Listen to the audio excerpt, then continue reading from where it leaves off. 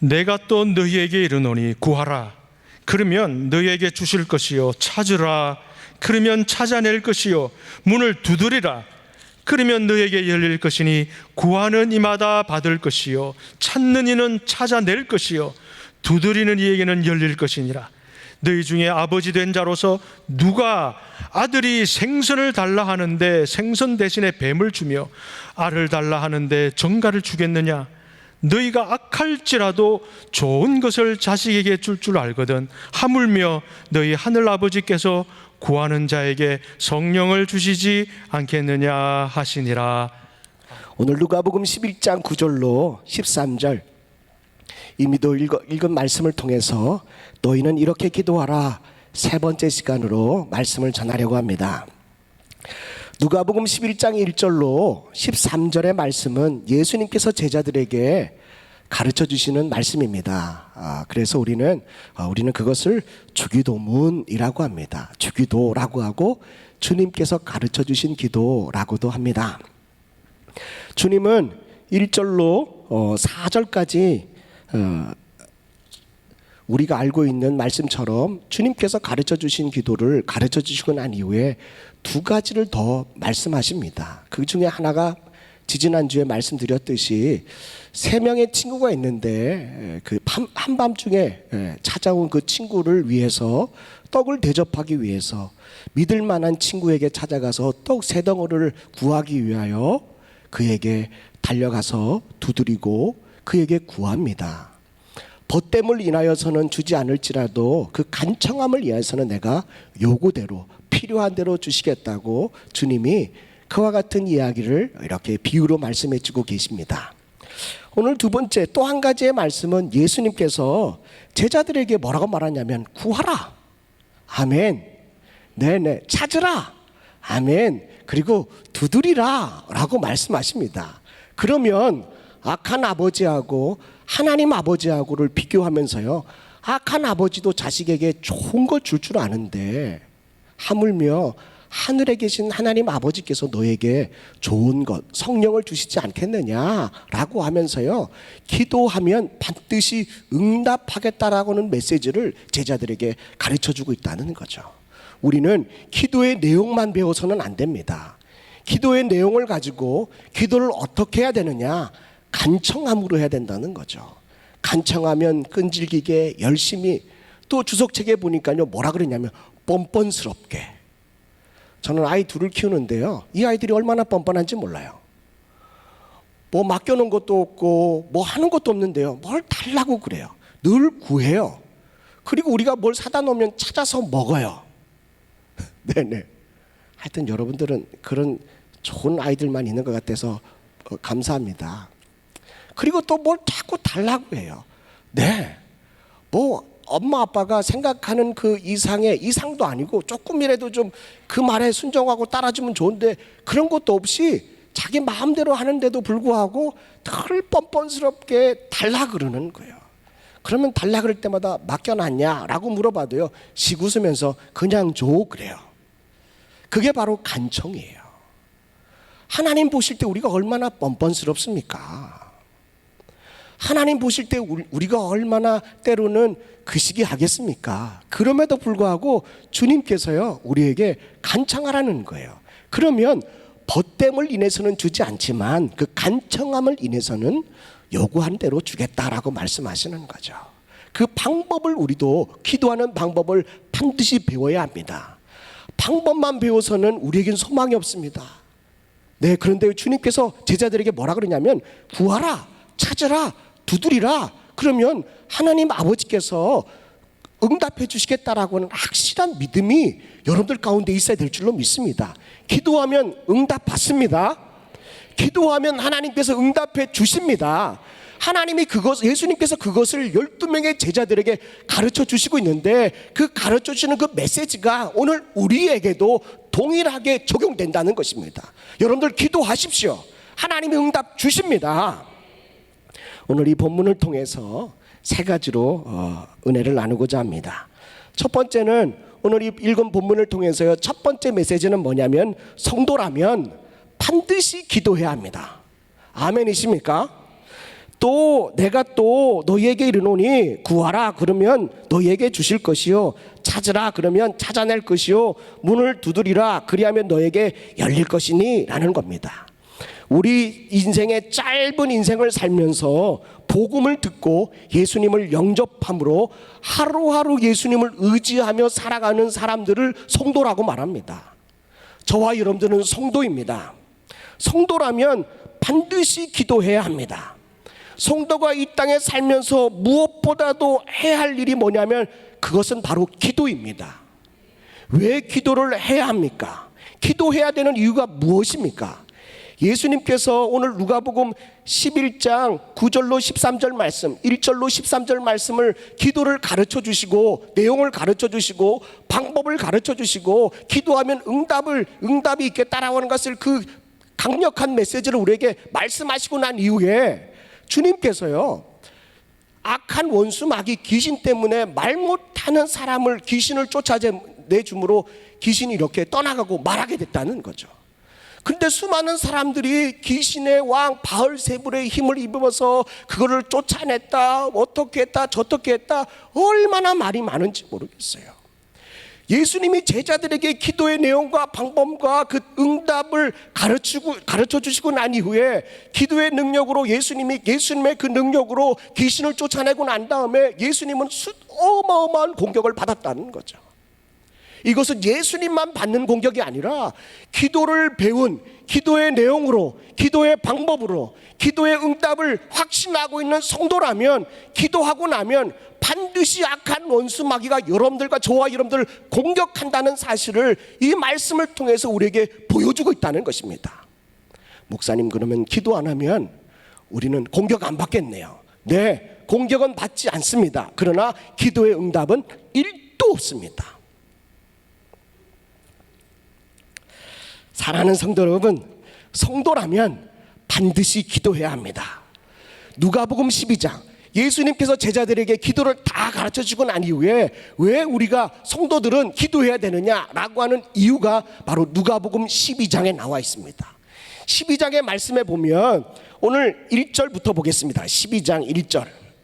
그동안에 무리 수만 명이 모여 서로 밟힐 만큼 되었더니 예수님께서 먼저 제자들에게 말씀하여 이르시되 바리새인들의 누룩 곧 외식을 주의하라.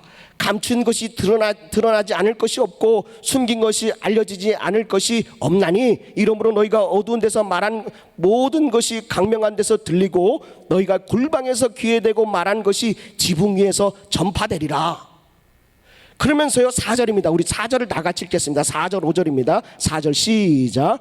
내가 내 친구에게 말하노니 몸을 죽이고 그 후에는 능히 더 못하는 자들을 두려워하지 말라. 두려움의 대상이 있는데 몸을 죽이는 사람들은 두려워한다는 거예요. 그런데 5절입니다. 5절 시작. 마땅히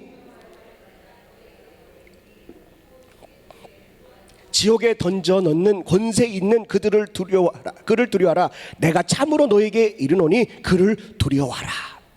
여러분들 기도하지 않으면 누구를 두려워해야 되는지를 분별을 못합니다. 기도하면 하나님을 두려워하게 된다는 거죠. 그런데 기도하지 않으면 사람을 두려워하게 된다는 거예요. 사랑하는 성도 여러분, 사람은 두려움의 대상이 아닙니다. 사람은 믿을 대상도 되지 않습니다. 사람은 그저 사랑할 대상입니다. 그러나 오늘 이 본문의 말씀을 통해서요, 먼저 예수님이 수많은 사람들이 모여있는 그 가운데 주님이 먼저 제자들에게 말씀하세요. 몸을 죽이고 난 이후에 지옥에 던져 넣는 권세 있는 그분이 누구시라고요? 우리 하나님 아버지세요. 성령 하나님이세요. 성자 예수님이세요. 그를 두려워하는 거예요. 기도하지 않는 사람은 늘 사람을 두려워합니다. 그러나 기도하는 사람은 하나님을 두려워합니다. 기도해야 분별할 수 있는 능력, 누구를 두려워해야 되는지, 누구를 예배해야 되는지, 누구의 말씀에 순종해야 되는지를 분별할 수 있는 것은 반드시 기도밖에 없다는 거죠. 반드시 기도해야 되는 이유가 무엇입니까? 16절로 20절 말씀, 12장 16절로 20절 말씀에 보면 다 읽을 수 없지만 주님께서 또 비유로 말씀하시는데, 한 부자가 밭을 갈면서요, 소출이 너무 많아가지고 뭐라고 마음속으로 그러냐면, 야, 거둔 것이 이렇게 많네, 이걸 다 어디다가 쌓아놓지? 작은 창고는 허물고 내가 크게 져야겠다, 그리고 기쁜 마음으로 내가 잔치하고 즐겨야겠다, 이렇게 마음으로 생각하는데, 주님께서 뭐라 그러냐면, 오늘 밤 내가 그 영혼을 데려오면 그 쌓아놓은 것이 다 누구의 것이 되겠느냐라고 말합니다. 그러면서 주님이 하신 말씀이 누가복음 12장 21절, 이거는 다 한번 읽어봐야 되겠습니다. 21절입니다. 21절 시작. 자기를 위하여 재물을 쌓아두고 하나님께 대하여 부여하지 못한 자가 이와 같으니라. 기도하는 성도는요, 어디에 쌓아두는지를 구별할 수 있다는 거죠. 하늘에 쌓아두느냐, 이 땅에 쌓아두느냐. 기도하면 할수록 하늘 영원한 삶을 위해서 기도하지 않은 성도들은 이 땅의 짧은 삶을 위해서 살아가고, 기도하는 성도는 영원한 삶을 위해서 그 하늘의 천국에다가 이렇게 쌓아두는 거예요. 이것은 기도하지 않는 사람은 할 수 없다는 겁니다. 그래서 믿음의 성도는 반드시 기도해야 되는 줄로 믿습니다. 뿐만 아니라 왜 기도해야 합니까? 기도하는 이유가 뭐냐? 22절로 34절의 말씀에 보니까, 오늘 22절의 말씀에 보면 이렇습니다. 또 제자들에게 이르시되 그러므로 내가 너희에게 이르노니 너희 목숨을 위하여 무엇을 먹을까, 몸을 위하여 무엇을 입을까 염려하지 말라라고 말합니다. 성도가 왜 기도해야 됩니까? 염려 근심 때문에 기도해야 합니다. 이 땅의 것을 추구하고 살면 우리 마음속에는 늘 염려 근심이 쌓여갑니다. 무엇을 먹을까, 무엇을 입을까. 29절의 말씀에 보니까요, 너희는 무엇을 먹을까, 무엇을 마실까 하여 구하지 말며 근심하지도 말라라고 말합니다. 왜 주님께서 우리에게, 제자들에게 기도를 가르쳐 주신 11장에 기도를 가르쳐 주시고 12장에는 제자들에게 뭘 가르쳐 주냐면 염려하지 마라, 근심하지 말라, 이것을 가르쳐 주신 이유가 뭔지 아십니까? 저는요, 이렇게 신방을 하다 보면 신방 요청이 들어옵니다. 목사님, 신방 전도사님에게 신방 요청이 들어와요. 목사님, 신방해 주세요. 영락 없이 가면요, 뭐 때문에 저를 부르겠습니까? 교구 목사를 왜 부르죠?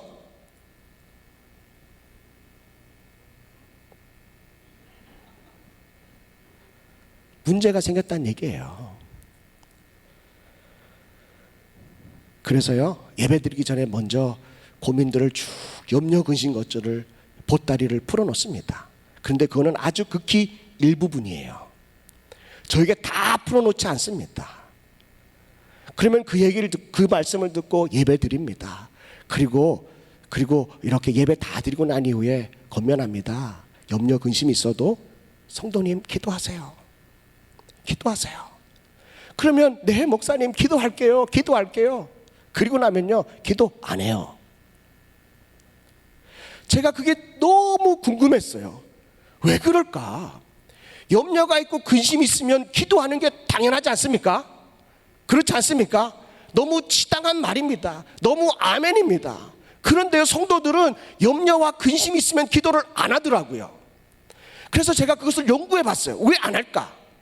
왜 이 오목사도 염려하고 근심이 생기면 왜 기도할 맛이 안 날까? 왜 기도를 못 할까? 기도하라고 하는 겉면의 말씀을 그렇게 던졌음에도 불구하고 왜 기도를 못 할까? 말씀해 보니까요, 마태복음 13장 22절입니다. 그 이유에 대해서 나와 있습니다. 13장 22절입니다. 한번 읽어볼까요? 시작. 가시떨기에 뿌려졌다는 것은 세상의 염려와 유혹에 말씀이 막혀 결실하지 못하는 자요. 여러분들, 염려가 생기고 재물의 유혹이 생기면, 유혹거리가 생기면 뭐가 막혀요? 말씀이 막힌다는 거예요. 여러분들, 말씀이 막혀지면 뭐가 안 나오죠? 기도가 안 나와요. 또 보실까요? 마가복음 4장 19절입니다. 똑같은 말씀인데요, 마가는 어떻게 말하냐? 세상의 염려와 재물의 유혹과 기타 욕심이 들어와서 말씀을 뭐예요? 막았다는 거예요. 염려, 근심, 걱정이 마음에 들어오면 말씀을 막아버린다는 거예요. 말씀을 차단해버린다는 거예요. 여러분들 왜 기도를 못하는지 이제 아시겠습니까? 누가복음 8장 14절입니다. 읽겠습니다. 시작. 가시떨기에 떨어졌다는 것은 말씀을 들은 자이나 지내는 중 이생의 염려, 재물의 향락에 기운이 막혀 온전히 결실하지 못하는 자요. 세상의 염려, 근심이 가시떨기와 같다고 말합니다. 가시떨기가 우리 마음속에 자리 잡고 있으면은 말씀을 막아버린대요. 기운을 막아버린대요. 기도하고 싶은 마음, 봉사하고 싶은 마음, 하나님을 찬양하고 싶은 마음을, 예배하고 싶은 마음은, 이 모든 것의 근본은 바로 하나님의 말씀인데 그 말씀의 기운을 완전히 막아버린다는 거예요. 세상의 염려가 크면 클수록 말씀을 막는 기운도 큽니다. 그래서 가시떨기가 기도의 능력을 막기 전에, 말씀을 막기 전에 우리는 바로바로 그 가시떨기를 끊어내야 됩니다. 걷어내야 됩니다. 아유 목사님, 그걸 매일매일 어떻게 하나요? 한꺼번에 할게. 한꺼번에 걷겠다고 내버려 두면 가시떨기는요, 번식 속도가 너무나도 빨라가지고요, 금방 기운을 막아버리게 된다는 겁니다. 그러기 위해서는 성도는 반드시 기도해야 합니다. 염려, 근심을 인해서 말씀을 막아 결실하지 못하는 일이 없도록 여러분들이 날마다 기도해야 됩니다. 시골길을 기억하십니까? 하루에 늘 그 길을 돌아다니면요, 그게 있는 잡초들이 자라나지 못합니다. 그런데요, 한번 하루 이틀 그 길을 지나가지 않으면 그 다음날 아침에요, 그 내가 걸었던 그 길이 숯불로 다 이렇게 덮여져 버리고 길이 없어진다는 거죠. 기도도 마찬가지라는 겁니다. 우리가 날마다 기도하지 않으면, 날마다 하나님 앞에 기도하지 않으면 여러분들이 주님께로 가는 그 길이 가시덤불과 다른 수많은 잡초들로 인하여 그 길을 잃어버리게 된다는 거죠. 그러므로 사랑하는 성도 여러분, 염려와 근심이 점점 커지기 전에, 그러기 전에 늘 기도할 수 있기를 주님의 이름으로 간절히 축복합니다. 두 번째입니다. 오늘 구하라, 찾으라, 드리라 이 말씀을 통해서 두 번째 하나님께서 우리에게 주시는 교훈의 메시지는 뭐냐면, 기도는 남이 하는 것이 아니라 내가 해야 된다는 겁니다. 아멘이십니까? 어느 순간부터요, 교회 안에서 기도의 제목을 나누는 모임들이 참 많아졌습니다. 그렇게 생기는 이유는 뭐죠? 나 혼자 기도하기 힘드니까 함께 기도하자고, 기도의 삼겹살이 아니고 기도의 삼겹줄로 이렇게 묶여가지고 기도의 동력자들을 많이 묶어 놓습니다. 그래서 뭐 하라고요? 함께 기도하라고요. 함께 그 고난을 이겨내라고 그렇게 기도의 동력자들을 묶어 놓습니다. 그런데요, 어느 순간부터 기도의 내용들은, 기도의 제목들은 나누는데 기도하는 성도들이 점점 줄어들고 있다는 것입니다. 제가 청년 사역할 때 어떤 한 청년이요, 목사님 저 취직해야 돼요. 제가 해외 주재원으로 나가야 되는데 목사님 기도해 주세요. 기도를 세게 해주세요. 그러니까 제가 얼마나 마음에 부담이 되는지, 하나님 기도할 때마다 하나님 이 청년 하나님 취직되게 해주세요. 취직되게 해주세요. 수개월을 기도했어요. 그런데요, 기도하고 있는데 그 청년이 안 보이는 거예요. 그래서 신방 전사님하고 저하고 이제 찾아가서 전화도 해보고 잘 받지도 않고, 그래서 어렵게 이렇게 연결이 됐어요. 그래서 내가 물었어요. 왜 안 나오냐 그랬더니 취직됐대요. 언제 됐냐 그랬더니요, 제가 이렇게 따지고 봤더니 기도한 지 한 달 만에 취직이 됐어요. 지는이라고 하면 안 되죠. 네네. 생각날 때마다 화가 막 삐쳐 올라요. 아니 취직이 됐다 그러면 됐다고 나한테 얘기를 해야 될 거 아니에요. 그럼 그 기도를 안 하지. 내가 몇 개월 동안 얼마나 기도했는데. 성도들도요, 기도를 양도하는 성도가 있더라고요. 목사님 기도 좀 해주세요. 저 이 문제 놓고 기도 좀 해주세요. 그리고요, 어떻게 됐나 전화해봤더니 전화를 안 받아요. 그리고 또 다음에 전화했어요. 해외여행 갔대요. 해외여행 갈 때는 저 안 부르더라고요. 좋은 일 있으면 안 부르고요. 나쁜 일 있을 때마다 저만 불러요. 그러니까 저는 스트레스만 자꾸 쌓이고, 그러니까 스트레스 쌓이니까 라면을 계속 먹다 보니까 이렇게 되는 거예요.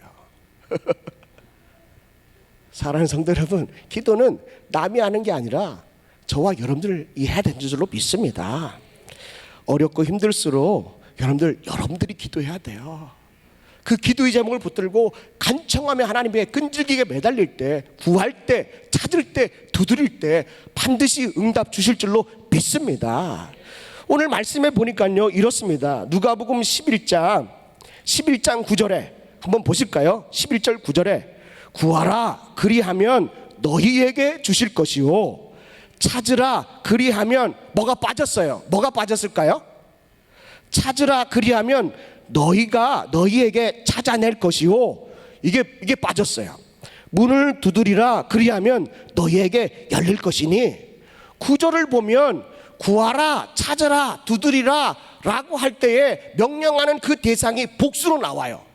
너희에게, 구하라 그리하면 너희에게, 찾으라 그리하면 너희에게, 두드리라 그리하면 너희에게 라고 복수로 나옵니다.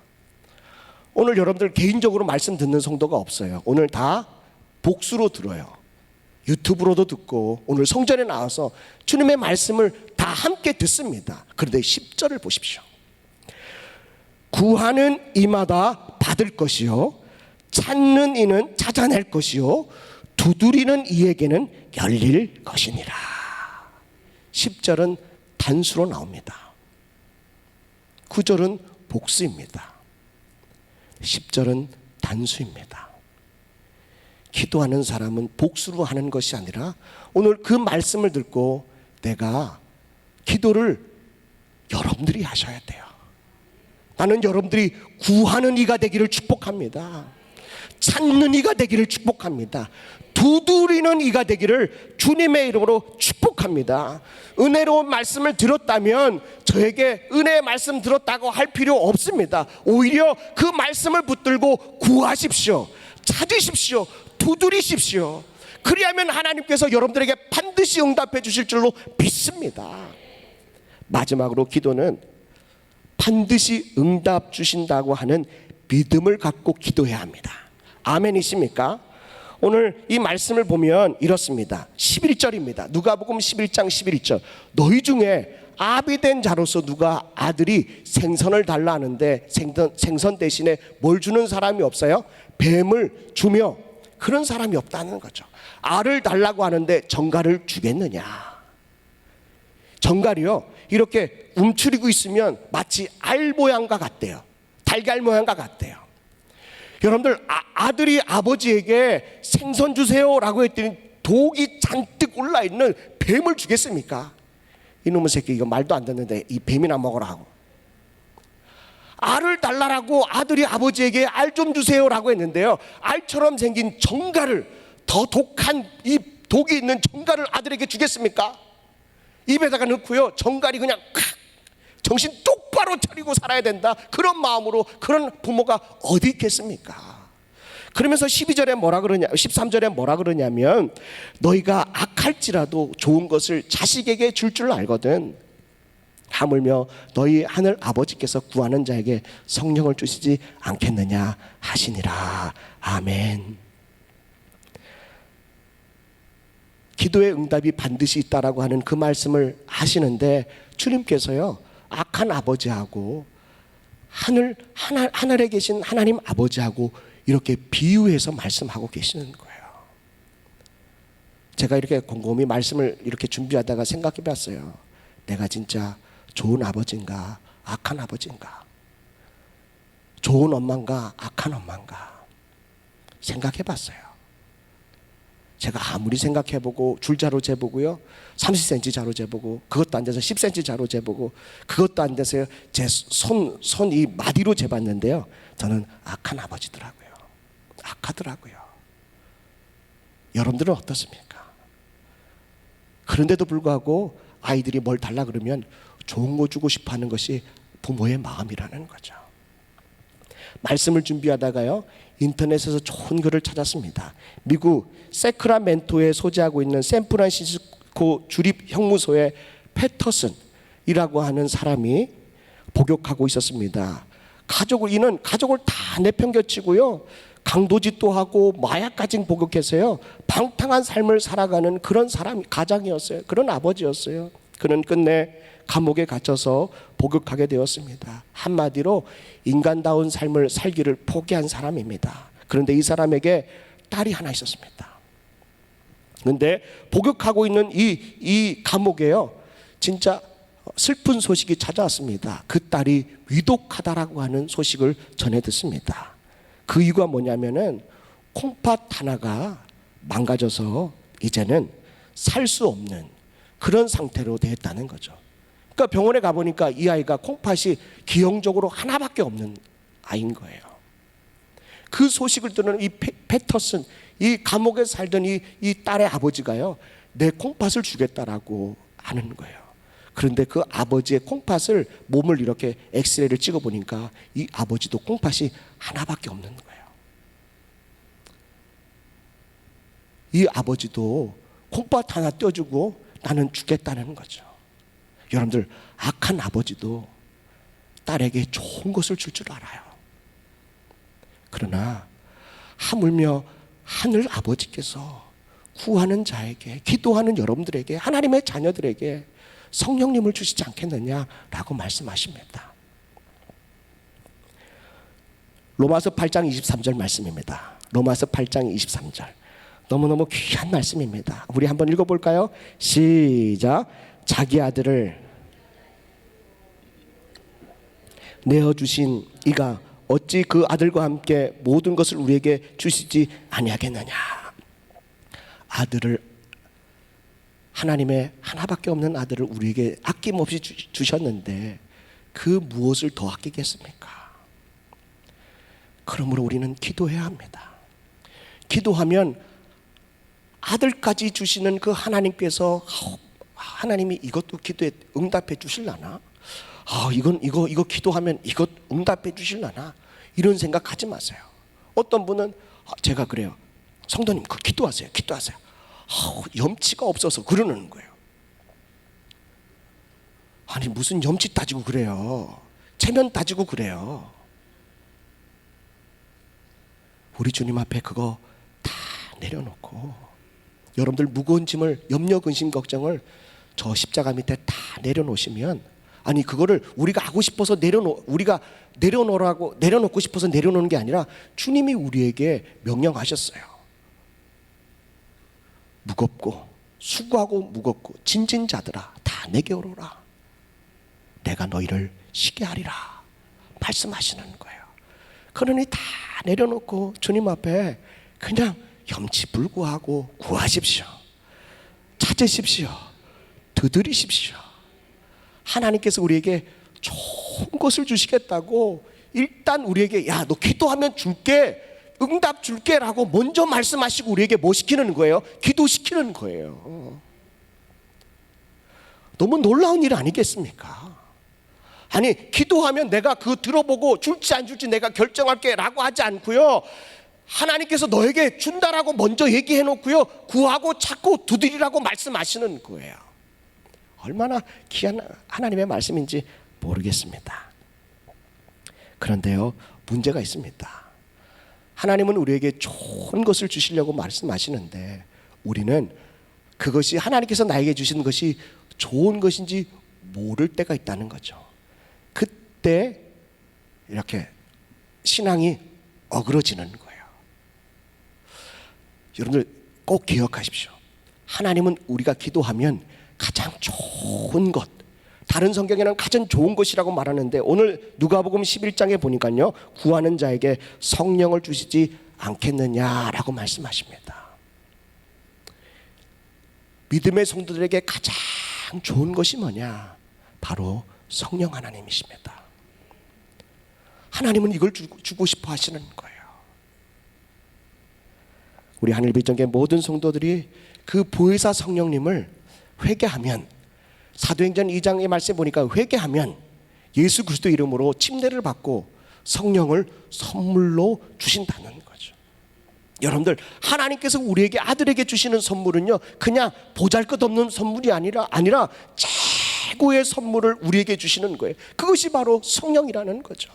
저는 말씀을 읽으면서요, 그 이후로 누가복음 이후로 누가복음은요 1장부터 기도를 시작해서 마지막 24장에 예수님께서 제자들에게 축복 기도하는 것으로 말씀이 끝나요. 그리고 사도행전에 보니까 이 제자들이 성령 받기 전까지 예루살렘을 떠나지 말고 그곳에 있어라, 그리고 합심하여 마음을 오로지 함께하여 기도에 힘쓰는데요, 사도행전 2장에요 그 모인 120명의 제자들이 그 자리에서 성령으로 기름을, 성령의 충만함, 성령의 임재를 경험하게 됩니다.